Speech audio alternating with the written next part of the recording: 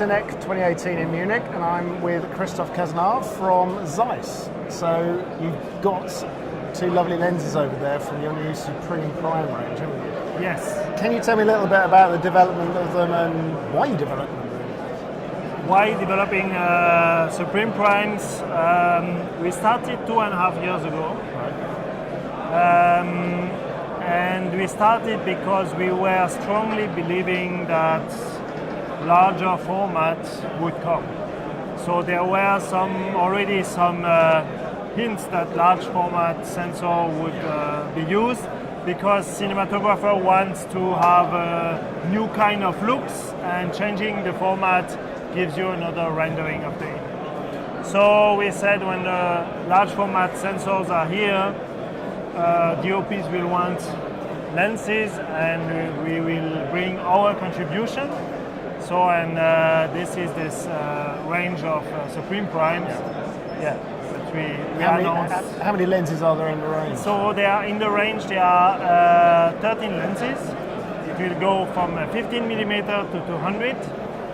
So we started delivering this summer. We started delivering 25, 29, 35, 50, 85, and 100. Yeah.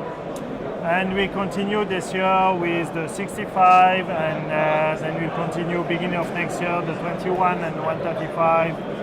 Yeah, and in 2020 we will finalize with the 200. Yeah. Has the response been good to them? People love it, yeah. Feedback's good. Yes, the feedback is good because these are lenses that are quite sharp because Zeiss cannot do vintage lenses. It's something we can't.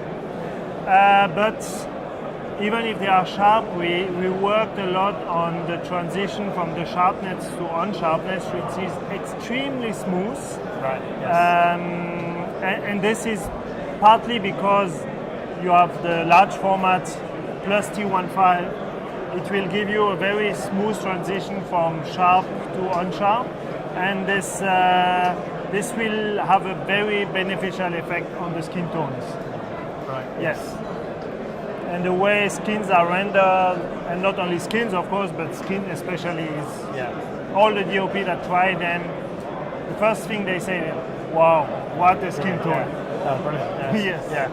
Was that part of the aim? Of course, it was part of the aim. I mean, we hear cinematographers and they say 90% of the time we film skins and skin tones. Yeah. That's our job. So you rather do a lens that fit, right? And this was really, we put a lot of effort in finding the right way to render. It's not about making the sharpest lens, it's not about making a soft lens, it's about doing the right lens. Yeah. That's fantastic. So is there anything different about the actual construction of the lens, or?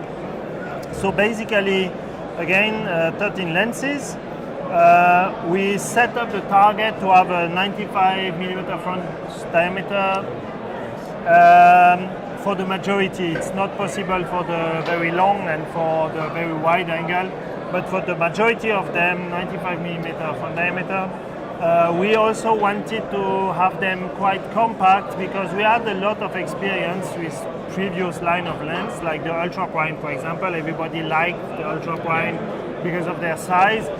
It's not possible to make to have the same size as an Ultra Prime with a T15 full frame lens, but with this, our target was let's get as near as possible to this direction. So 1.6 kilo for the focal that are in the core set, 95mm front diameter, PL mount, interchangeable, so you'll be able to have EF, to have LPL. The scales can be exchanged between meter and feet because a lot of our customers, they work across borders, so sometimes they like to be able to rent somewhere else where there's another system used. And of course, lens data. So we have what we call extended data, which is in fact it's based on the Cook/I protocol, and we added two commands to get lens distortion data and lens vignetting data, which are really helping the teams, it's not only the DOP, but the teams with film that have a lot of VFX and CGI integration. So basically, they don't have to map it then, do they? No, they don't need. So simply, you don't need to shoot grids anymore. That's it. That's gone. You just record the data, you pass them to your post-production, and we provide, that's why we call it extended data, because it's the whole system. It's not just the data in the lenses.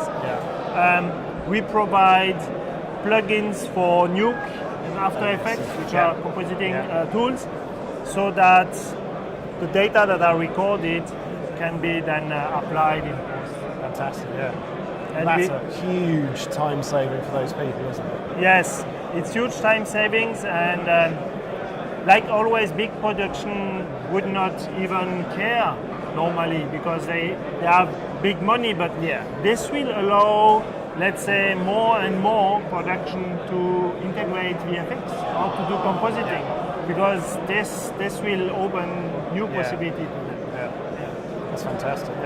So all the lenses are mapped like that. Are you going to do data for other lenses that you've produced? Is that no? This on this only on this lens and the CP3, but this is another price and customer target. But and we do it for the Supreme Prime because you need to know exactly the lens. We calibrate them in the factory.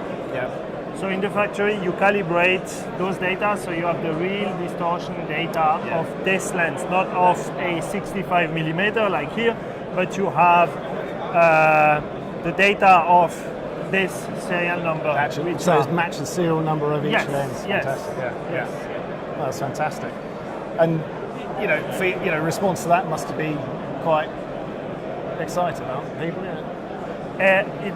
Especially when you talk to VFX people. So VFX people say, hey, that's something we are waiting for since 15 years, 20 years. So just got rid of a headache. So now they just need to convince the DOP that this is important, because DOP is mainly interested with the look of the lens. The VFX are interested in how can I match this look with my VFX. But the good thing here is it seems that DOPs love the look of the Supreme, so perhaps it might be quite easy for VFX people to convince them.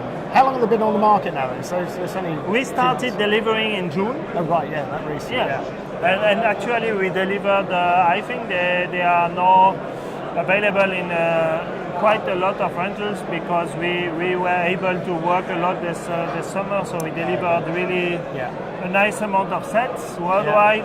So I would say whoever wants to try them should be able in a big range as well. Fantastic. That's good. And then the range should be complete round about 2020. The last two lenses, though, the most extreme will be finalized. Fantastic. Well, no, thanks for spending the time to come talk to us, Christophe. It's fascinating lenses. Hope the show's good for you. Seems a lot of people here. So it's a very interesting show. Cinec is small, but they are the right people that are coming. It's cine, it's not broadcast, etc. So it's that's good. Very nice show. Fantastic. Well, thank you for the time. You're welcome. Enjoy the rest of the show. Thank you.